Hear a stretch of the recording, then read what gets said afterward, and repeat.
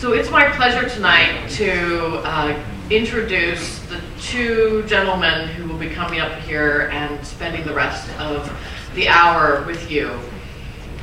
I have worked with Brian Kennedy since the fall of 2010, and it was actually not that long after he arrived here that he mentioned the work of Varujan Boghosian to me as someone that he had met who had taught at Dartmouth for many, many years, and is in many ways a kind of artist's artist. And the marketing people in the audience cringe when I say that, because that sounds as if that's something inaccessible to us.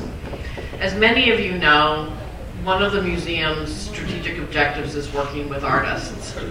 And we do this in many, many various ways. And the way that we are doing this in this exhibition is not only bringing in Varujan's completed work, and of course bringing the gentleman himself here, but also bringing in to Gallery 18 a whole selection of objects from his studio. And I hope that all of you have had the opportunity to go up there and make your own Varujan Boghosian work, and of course send it to us at #Varujan, which I actually don't know how to do, but I know how to say.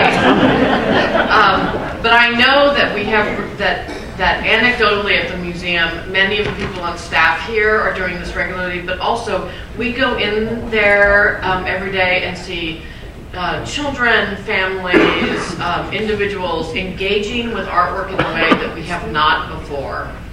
And that is one of the beautiful things about the idea of working with artists, is finding ways of engaging with artistic process in a way that isn't just about showing you the completed work, but allowing individual visitors of varying experience levels, etc., to make their own work, to understand what it means to see things creatively, and to then participate in a dialogue with the artist, whether or not they are here.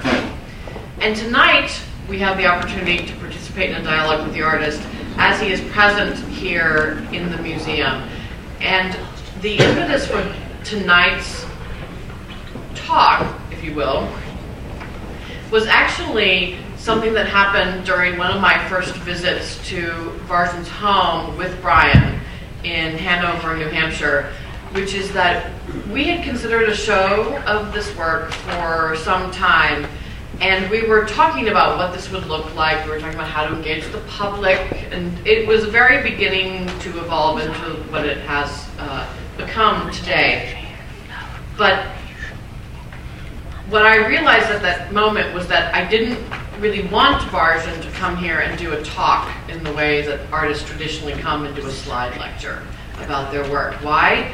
Because I sat in his kitchen, at his kitchen table with Brian and Varujan, and listened to the two of them tell stories with each other about what it was like to be an artist in the 1960s in New York, and his journey, and the time he has spent on Cape Cod, and his interactions with other things, and the kinds of stories about his objects. And that, to me, is just so revealing, and is the kind of thing that you, as visitors, are not able to get on a regular visit to the museum. So please join me in welcoming Varujan Boghosian and Brian Kennedy to our stage here. Thank you.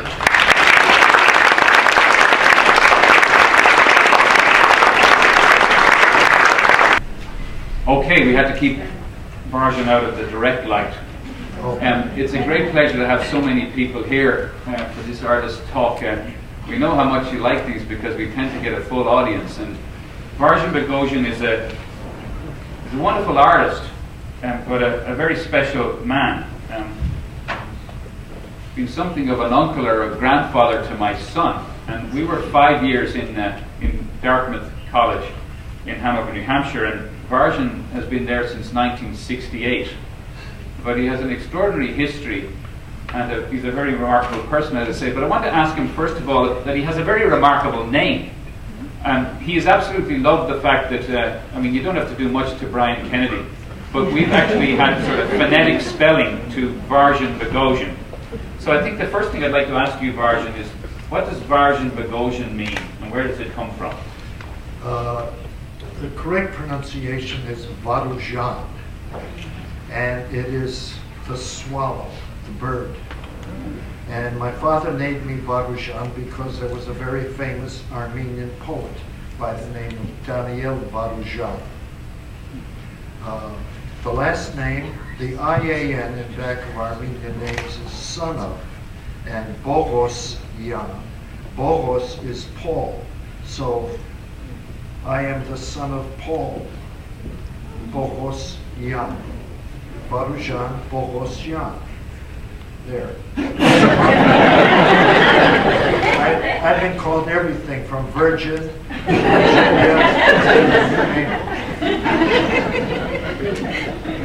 So Paul was a remarkable convert. Have you had any conversions in your life? Yes. When I got out of the Navy and I was on the GI Bill, I drank quite a bit. The minute I got married, I stopped drinking. So there. Wow. That ain't in the books. All right. So tell us a little bit, I mean, if I asked you to do a brief biography, is that possible? I think it is. You know, nowadays, at my age, if I have a book in front of me, I just turn to the end to get the summation. You know what I mean? I don't have the time for the whole thing. My life has been one of great excitement, great adventure, some disappointment, but never down and out. And I think as an artist, that's primary. You stay with it, and hopefully it will all work out. And in my case, it did. I was raised in an industrial town in New Britain, Connecticut. I joined the Navy. I had a GI Bill. I went to, with good fortune, to Yale Art and Architecture, studied with Joseph Albers, had a wonderful teaching career, Cooper Union, Brown, Dartmouth, retired about 17 years ago, and I'm having a great time doing my work. There. Brief bio. What? That was excellent. I think that deserves a round of applause.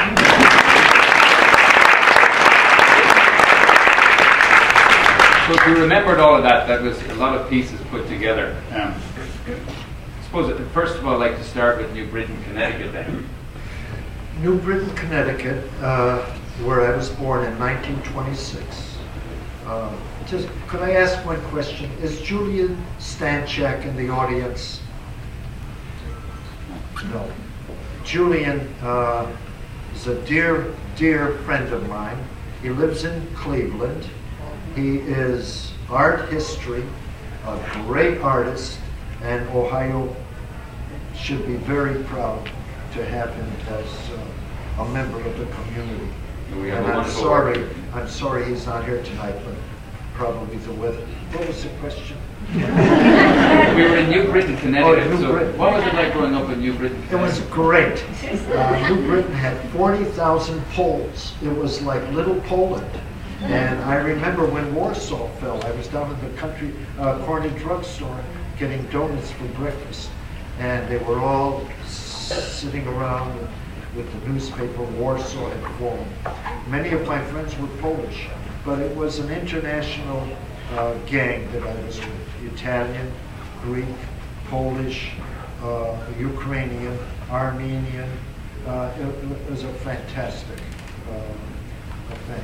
city with a great art museum and a fantastic library and wonderful public schools with women who were once in a while a male teacher, but in elementary school and in grammar school and in high school, the women who had dedicated their lives to teaching and were such a great inspiration to me and to many others. So tell us a little bit about your parents. I mean, you didn't grow up in a materially endowed community, but you were endowed in lots of other ways, I suppose. Many. My father was a terrific storyteller. My mother was a very good cook, and Our life was, during the Depression, it was one of survival. But along with that, as children, I mean, we played games at night, during the day. We did all sorts of things, like following the Iceman's truck, because in those days you had a sign in the window said 10 cents, 15 cents, and the Iceman would come out with his pick and chop away. And the little kids would be around. If chunks of ice fell, you had a little pan that your mother gave you. You'd pick up the ice and bring it home, because we had ice boxes. And then if you didn't empty the ice box in a day or so, you had a little flood in the kitchen. But that was an adventure, following the Iceman. The other one, walking along the railroad tracks, finding clinkers that fell off the coal car. We had that. And if you came home and you were successful, your mother, in my case, would give me a nickel and a pass to go to the Rialto Theater. And movies have played a great role in my life. I love American movies, and I love the American popular song. I think those two are such great ingredients for one's imagination and culture, because it brings us all together. I mean, when you go into the service, it's like Good Night, Irene. All of these things, you know, we have in common. Remember you talking about a lady called Constance Carrier? I was fortunate in high school. I flunked all my college courses. I took Latin 1 twice, I flunked. I took algebra twice, I flunked. And you know what? I think it was it was a fault of the teachers. But Miss Carrier was my Latin teacher. She flunked. But she was a great minor poet. Minor meaning her output was small. The Atlantic Monthly, the New Yorker, and I got to be very close to her, and she introduced me to the Orpheus Smith. And I would write poetry as well, which she would look at with a very kind eye. You know, life is death, and oh, my passion, love, and, you know, that corny stuff that we do at a certain age. But she was very understanding, and would always pick out the 1 or 2 words or phrase that were meaningful. And I think that's very important as a teacher, to point out things, to encourage the student, not to be that critical in a harmful way. I remember I asked Jim Dime to come to my class one day. He came in. He was so goddamn devastating. I mean, he killed them. I mean, it took me like 4 more weeks to bring them back.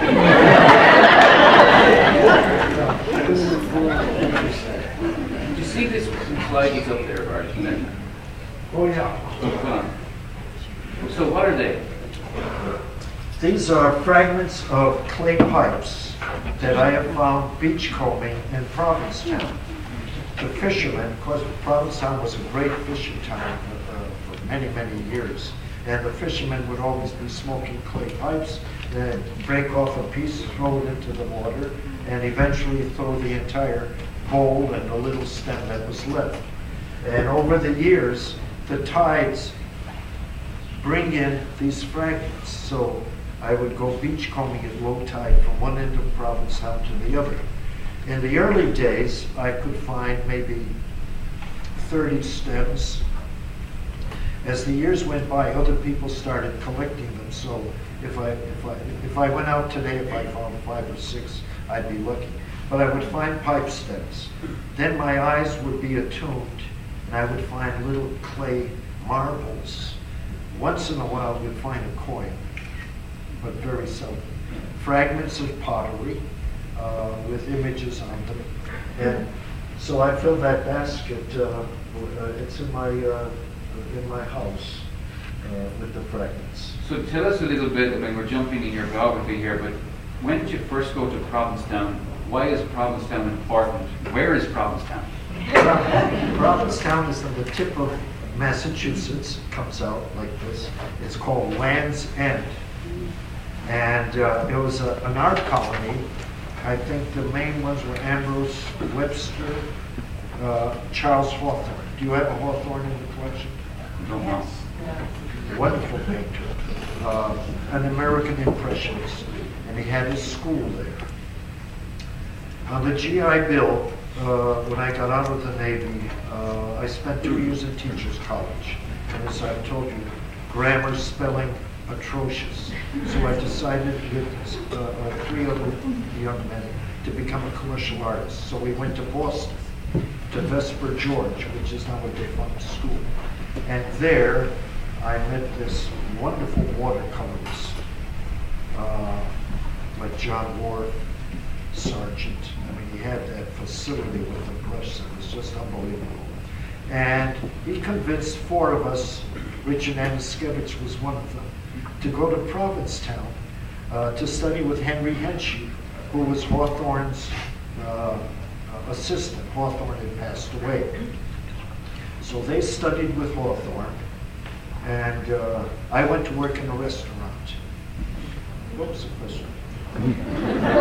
Provincetown. What were you doing in the restaurant?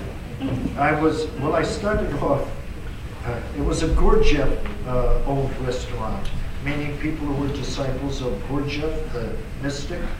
Some of you may know of him. Some of you may be Gurdjieff people in the audience. They're secret. But it had to do with the well-being of a human being, you know, and to be awake, to work, to be alive. Gurdjieff had a lot of good stuff. He was half Armenian, and I think the other half was Greek, maybe. Anyway, I went to work in this restaurant because one of the students who was studying with Henshey said, you know, it's a great restaurant up there. They have classical music. And they were playing the Gaieté Parisienne, da-da-da-da-da-da-da, to get the people to eat faster. It was great. I went to work for them as a dishwasher. I was so good, they made me a salad man the next day. I was a salad man for the next 4 or 5 years. It was great.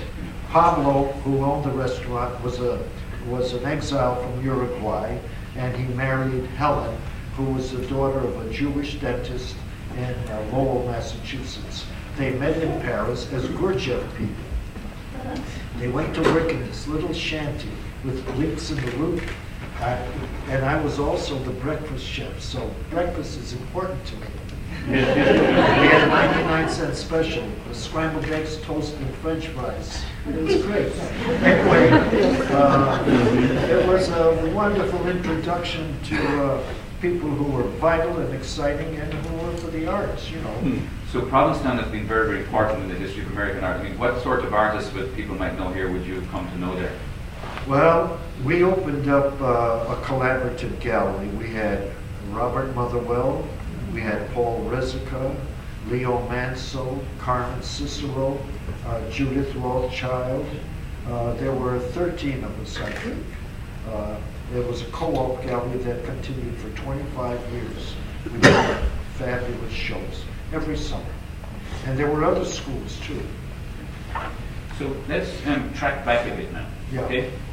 So you can't do grammar very well, right? Right. But you've been to the Navy. I've been in the Navy. Okay. Right. You're very grateful to have had the GI Bill, right? Unbelievable what that GI Bill did for our country. Yeah. So you want to get into art school. Yeah. How did you convince Joseph Albers to take you into Yale? Well, I'll tell you, I was doing very small watercolors, very tight, a la Paul Klee, because I love Paul Klee. Do we have Paul Klee here? Yeah. Yeah. You could have put one in your show if you wanted. Yeah. I can't have everything. I love Paul Klee. And so I did these beautiful little watercolors, beautifully matted. And I would, you know, stack them up.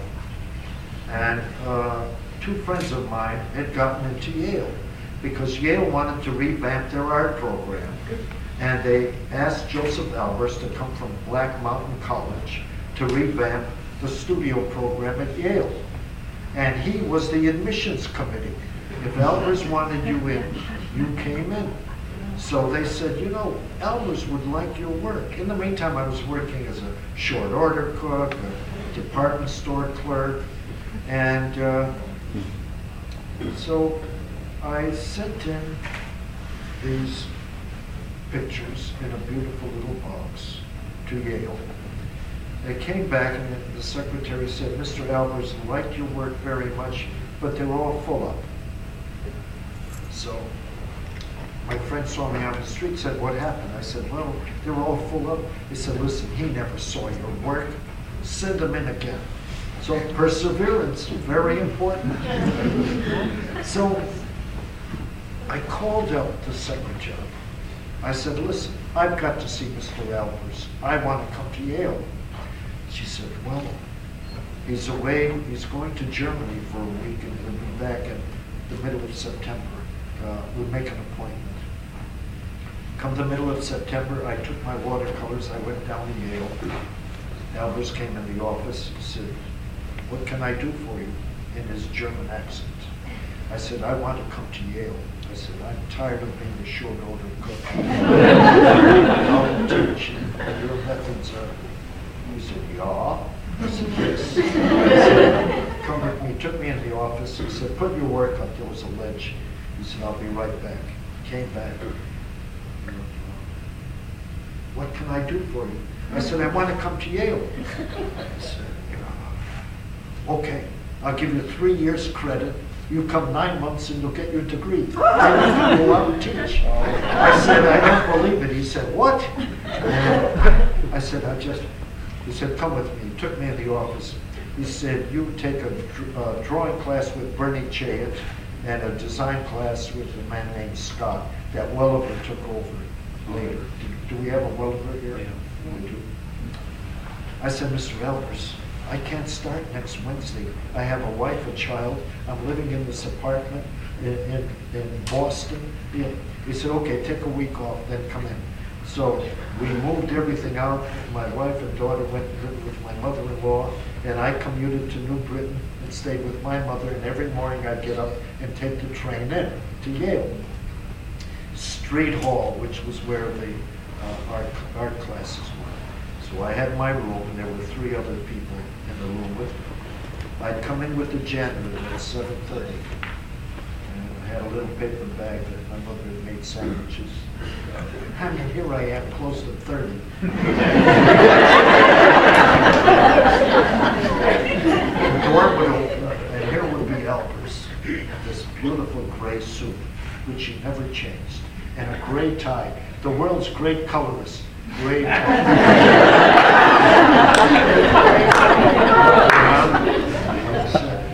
Oh, he said, you've done that before. Do something new. He stopped me from working for 2 years. I'm telling you. But he was very kind. Where are the others? I said, well, Mr. Albers, you know, I commute from New Britain. I said, I imagine they were here working late last night, you know, and that pacified him a bit. So for 1 year, I got my BFA. So he said to me, well, he said, now you've got your BFA. Are you happy? I said, Mr. Albers, I can't go out to teach with a BFA. I need an MFA. He said, yeah? I said, yes. He said, but there's no room. I said, upstairs there's a sink, and next to it I can put my little easel. He said, yeah? So the next thing you know, I'm up there, and it was great. He would come by, see that paper bag, he'd say, you come with me to lunch. He'd take me to his college, and soup, water, sandwiches. I mean, he was great. He was a very kind man. However, he had been very mean before that. But at this point, he was close to retirement. He won the 3rd prize in a courtroom exhibit. Sidney James had taken him out. Homage to the Square was starting to be a big hit. So he was very kind and generous. Okay. Next. So I'm thinking, Varujan, you know, in describing your work, I mean, you're a sculptor, but when we think about your work, something like this, words that have a French ring come to mind. And so we think of your work, some people have thought of it as bricolage. the gathering of things and picking. Some people would think assemblage, and obviously collage. And then we just looked at the clay pipes, and that would be objet trouvé, right? Found objects. Okay? Yeah. And other people have talked about your work as actually objet perdu, right? So lost objects which have now been refound, right? Because if you found them, they must have been lost, right? So talk a little bit about the nature of your work and this thought that you've said that you find things, you don't make things, you find things, then you remake them. Yeah. Well, now this, for instance, has a wonderful story. It's a still life situation made up of children's blocks that have been used, have a slight patina from their fingers, and a very thin wooden shelf.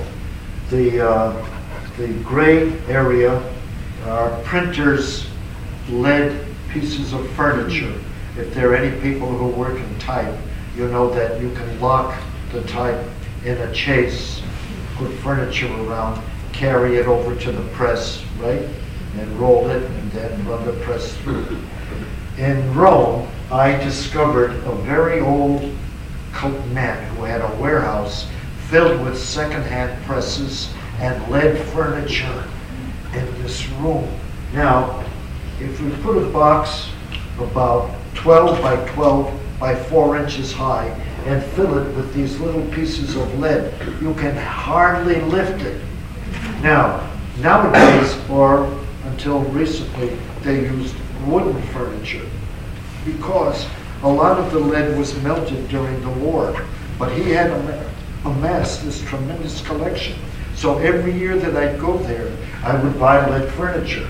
Now this piece is filled with lead furniture and a steel chase around it, which is probably for a small broadside. I also got chases from them, large ones and smaller ones, that I would ship by boat, by ship from Naples. Take about 3 months and arrive at my studio. The lamp in the middle has a gray metal stem, and the focal point is the area where the light bulbs, say, would be. This was inspired by a beautiful painting of Ballas, the Italian futurist. Who were they? Balla, Carrà, Baccioni, the walking. Severini. I once had the good fortune to have a New Year's dinner with Severini's daughter in Rome. Yeah, of course he was dead. But this is based on the Balla. Now the interesting thing was, when we discussed things with Amy and you, it was like, what pieces do my pieces relate to pieces in your collection? The minute I saw that Joseph Stella pastel called Nocturne, I said, that's the mate to this one, And of course, Joseph Stella has been, not Frank, but Joseph, who was a colleague of Duchamp's, one of my favorites, wonderful painter. So we have them side by side in the show. Now the previous still life, could you go back in?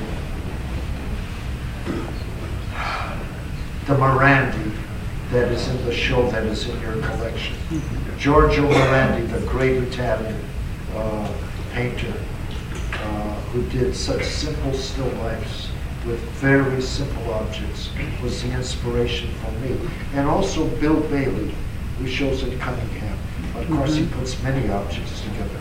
But he's influenced by Morandi too. So the idea of being inspired by Morandi drove me to do maybe 10 still lifes with children's blocks. So you mentioned Italy, and you went to Italy on a Guggenheim Fellowship in 1951, and Rome has been important to you. Rome has been, we have places in our minds that, let's say, we would like to go to, or we've been to and we want to go back to, and we feel akin to. And I've had such good fortune to have been able to go to Italy in 1953. And over the years, I've gone back I've had a foundry there where I've cast bronze. I've collected so much material in Porta-Portese, the flea market. And those of you who have seen the show or are going to see the show will see a very ancient Roman door that is now in your collection that I found in Campo dei Fiori in a flea market that I've used and I cast in bronze. We have the bronze in Dartmouth, and Amy was so kind as to take the door off my hands. This is our first found object, this beautiful door, extraordinary keyholes in it, and a very, very beautiful object. But travel has been important to you. I mean, when you were on the GI Bill, what did you see while you were in the Navy? In the Navy, I was in the Pacific, and I had the good fortune, after the war ended, to occupy Japan, the Lower Island, Kyushu, and Honshu for 7 months. And I was on an LSN. We would deliver supplies to Marines and to the Army, because you could come up on the shore and open the bow doors and walk ashore. And so I got to Osaka, Nagoya, Kagoshima, all these wonderful towns. And the ones in the country were intact. Tokyo was absolutely devastated. There was nothing there. Yokohama, the Buddha at Kamakura. I mean, all these things that some little kid from New Britain, Connecticut, all of a sudden you're transported somewhere. And Italy, I've been to Africa, Ethiopia, I've been to Lebanon, I've been to Jerusalem, I've been to Mexico. I've been lucky. You know? So in the exhibition here, we have works not like these, well, we have some of these works, but mostly we have sculpture, mostly collage. This work actually is in a collection here in Perrysburg. Yeah. So we borrowed it, and it will come to the museum as well, which is wonderful. There's the door. There's our door. Yeah. How old is that door, do you think? I would say, I could lie a little. You know? Late 1700s, Okay. because it's been repaired so often. In various keyholes. Yeah, I would say so. I love this piece.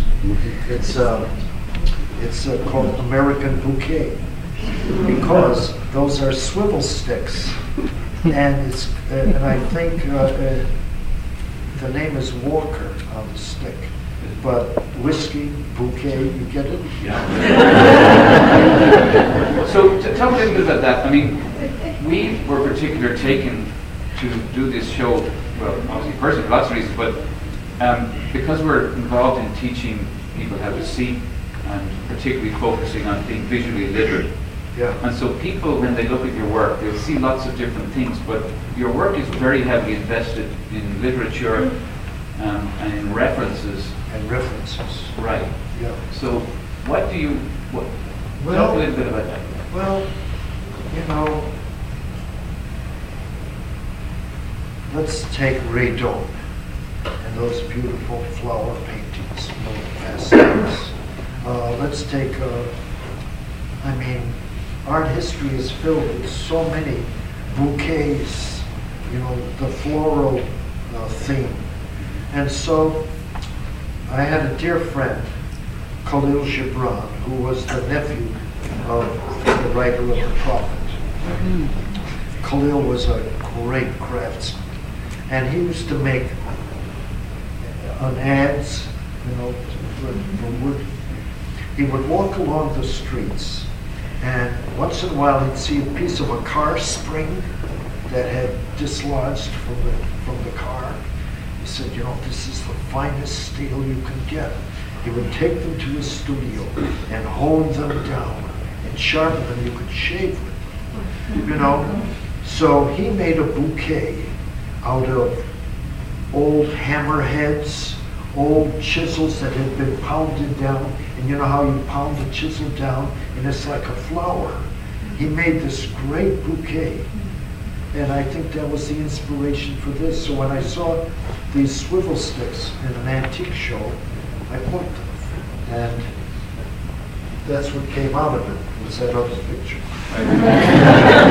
You've had wonderful themes, themes of the serpent, the swan, but the sea has been very important. Fish and birds and Moby Dick. Fish, seascapes and fish, yeah. A wonderful theme. I mean, I go around looking for prints that have fish. I look at a very nondescript seascape painting, and I see the moonlight and the clouds as I crop it in my mind. I say, I can use that. So I'll get a print like that, take it home in the studio, and I will crop it and use it with other material. And the thing is, Andy Warhol points out that, the soup can be a work of art, and you can isolate it, like Jasper John's casting Valentine's Ale or what have you.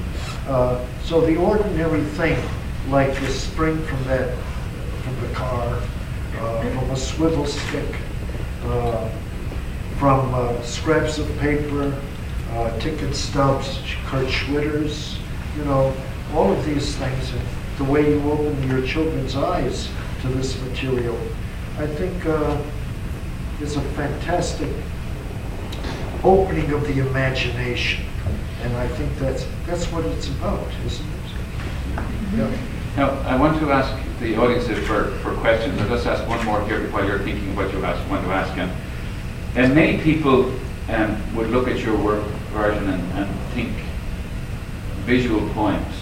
I mean, your work is extraordinarily poetic, and even when it deals in themes that are tough, they are presented in a way that, frankly, is, to me anyway, very beautiful. Yeah. And I've noticed that, sometimes to the jealousy of others, sequentially, directors of the Hood Museum of Art have fallen in love with your work. And what is it about poetry? What is it about that aspiration to do something that can deal with tough things, but to do it in a way that's beautiful? Listen, as an artist, you're privileged. A poem is something that will keep a delinquent at attention. It's that other spirit in us, out of the ordinary, that holds your attention. I can recite you a poem now, and you'll say, that's beautiful. I had a show at St. Paul's School, and one of my constructions was a hanged mannequin. It's about a mannequin maybe 15 inches high with the noose on a beautiful old background that came from the top of a workman's tool chest. He or she had put copper over it, and the green patina was the background for this noose. Maybe out of Goya, or Callot. The show is up, and the piece is called 8 o'clock. Now, I know most of the children walking around had no idea what the hell that meant. But this young black boy came up to me. He said, I know 8 o'clock. I said, you do? He said, yes. He stood and heard the steeple sprinkle the quarters on the morning town. 1, 2, 3, 4. To marketplace and people, it stood them down. Strapped, noosed, nighing his hour, he stood and counted them and cursed his luck and all. And he cursed and stood and counted them and cursed his luck And then the clock collected in the tower its strength and struck. Now you can see this boy's heritage looking back at blacks being lynched. So 8 o'clock was such an important thing to me. I mean, that was magic, you know. So, what was the question? I'm going to get matters. That was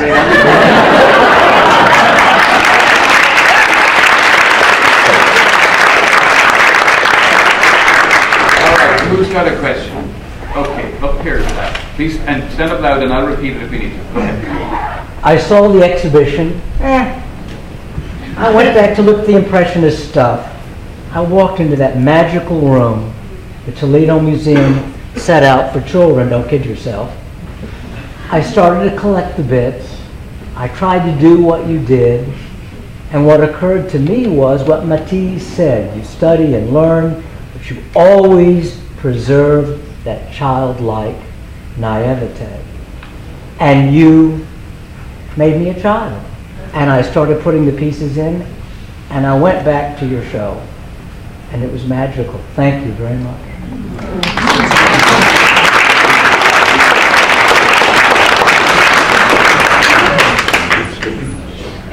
Right, the child. Yeah. Well, thank you very much. And, you know, it's been such a... I had doubts about having a show here. No, he didn't. He just said, I don't want to have a show. No, I'm too old. I just don't want to do that now, right? Yeah. So this is his third visit, right? But getting him here, and Stina Koenke, brought Varujan from Hanover, and he hates plane flights. But we actually got him on a plane. This is the third time. Right. Yeah. Stina said, you know, it's a great museum. And they're really disappointed that you said you don't want to have a show. I said, well, okay. So, and Brian, I guess, said, I'd like to have the show. And let me tell you, it's been, at my age, to have this show and to be involved with this museum and this community. As I said, if I were 40 years younger, I'd move here. It was so nice. That program is so unbelievable. Those kids, I mean, no admission. Kids without parents to be able to come in. Everyone's so friendly. And the enthusiasm of them working. It's been a great pleasure, and I want to thank all of you for making this possible. Thank you. Thank you.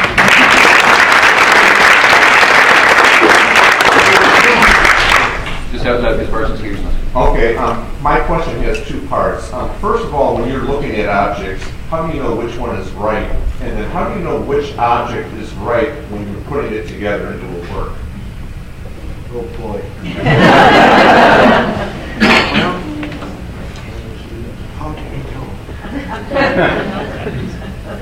you know? You know, the material, most of the time, the material dictates the way I go. Also, reference to art history and images that I have seen.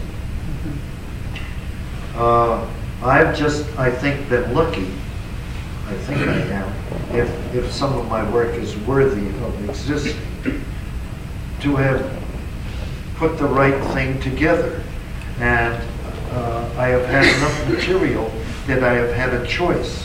Now, what made me put that together? Now, on those white ones, well, of course I had an idea, Morandi, white, so my theme is white, so I use white blocks. But I've got others where I've used only green blocks, so I'll set a palette, for instance. I'll set a palette, and I will set scale. For instance, I don't put something very, very big next to something very little, unless in a collage, I use a small figure, say in a large building, and that's a scale thing. But in, in constructions, I find you have to restrict yourself, and you have to be limited. If you have the material, you can do that. If you don't have the material, it's very difficult. As to how that thing comes about, I think that's one of the magical things. I mean, when I look at Paul Klee and I see all those images, you know, one picture after the other, I mean, there's something really uncanny about it. So I hope in some way I've helped you a little. I would say restrict yourself in the beginning, or as I said to those children, pack that shadow box. Bring a lot of stuff home. Never mind what your parents say. Collect. So on that point, is enough ever enough? No. Stina and I were out at, where is that? Mommy Antiques. Mommy Antiques. I know. You know, we're out there. When I go home, for instance, Saturday, Super Bowl is on Sunday? Yeah, what time? 6:30. 1 o'clock, I may be at Queechee at the Antique Cooperative, looking around. It's great, it's refreshing. Also, it trains your eye, like beachcombing. You know, in the beginning, when you're down there, you're going to pick up this seashell, you're going to pick up this, that, and eventually you become selective. And you pick out this because your eye is attuned to it, you know. So we did that show fairly thoroughly, because I'd say once in a while, Stina, come over here. She said, oh yes, I saw that. Some little object, you know, your eyes are tuned in. So, what's the question? So, Varujan has actually studios that have an extraordinary amount of material in it. Yeah. Yet they're visually incredibly exciting because a lot of material is laid out, and with the paperwork, as you've seen in some of these slides, there's just again an extraordinary amount of material. Some like from the last century, I mean like the 19th century, not the 20th century, and a mix of things. It's a huge visual stimulus. So so you sent us lots of boxes here, And more coming. We gave things away, more coming. So we asked for questions on Facebook and Twitter as well, so I want to pay homage to that by asking one of those questions.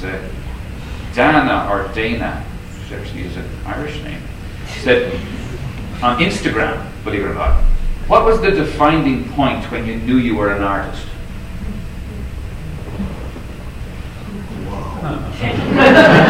Well, you know what? I'll tell you. In junior high school, I wasn't doing well in class. Miss Manga, I remember her name, and I can see her now, let me have a little closet with an easel and, I don't know, maybe canvas board or some little pigments, and she let me work in that room and not be in class. That was one. So, 4th grade, as I said, with Miss Johnson and Miss Walsky, illustrating Grumpy of the Seven Dwarfs in a wood carpet. You know, the interest was there. Then, of course, high school, when I flunked all the college courses, I padded with art courses. And that was okay, but it still hadn't come to fruition. Then the Navy interrupted, and then the English thing. I think it was all when I had that one instructor that I realized that was the course I was going to take. So it's very important. Teachers play a big thing in our lives. You know. Anybody else? Yes, front. Did you ever meet the artist Edward Gorey, who in his personal life was a collector of many, many things, unusual objects? You know, I never met Gorey, the one who did the spooky things. Yes. Yeah, I have some of his books. I never met Gorey. There's a beautiful book in the museum store. It's called The Elephant House, and it's photographs of the interior of his home, of his collection. I have to see that.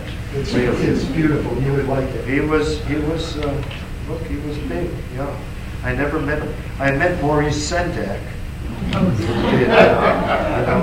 That was great. I've had some wonderful moments. Sendak was getting an honorary degree from Dartmouth, so they've had me escort him. So first of all, you have to get a gown. And over at College Hall or something, they have all these gowns. So you can be a Princeton doctor or...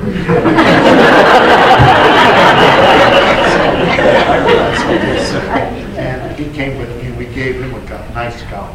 And we escorted him up to the grandstand. Everybody was sitting on the green. And they called his name and he came up.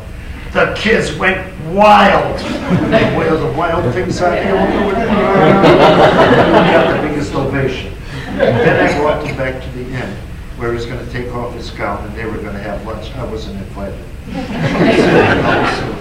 I wish my mother and father could see me today. And then he said, can I keep this gown? I said, of course you can. So Matthew on Facebook asked, what piece of advice do you have for a novice who wants to make sculpture? Well,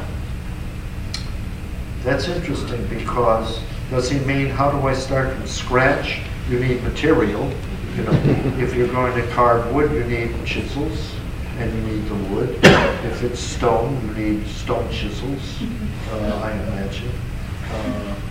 What did he ask me again? How do you start? What advice would you give to him as a novice? How old is he? Well, he was on Facebook, so I have no idea. But he's younger than you.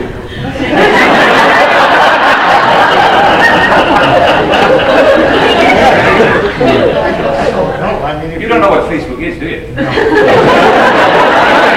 Do you realize that you're a hashtag Varujan? Pretty cool. I'm on hashtag Kennedy, you know. No, it's difficult. I mean, that's a tough question. Yeah. So let me quote you something, Varujan. After you were here the last time, I got a wonderful email, and it was so wonderful I decided that at the end of this conversation I was going to read a bit of it to you. It's from somebody you know very well, John Kemp Lee. Oh yes. Who was a sculptor, professor at Dartmouth. And he said this: I was contemplating on the way home the nature of Varujan's work. And I think it has something to do with the difference between the digital age and the analog age. With digital imagery, one is presented everything. Great detail, expansiveness. Nothing seems to escape the digital eye. With Varujan's work, he gives you just enough. He gives us just enough information to create the light and the temperature and the soundtrack we need in order to lose ourselves in thoughts much larger than our own. John, there are aspects of his work that remind me of what it used to be like to be in a car, listening to the radio, when one had to turn the knob to try to find the station. And out of the sea of static, one familiar line of a song would elevate into focus and then soon be lost.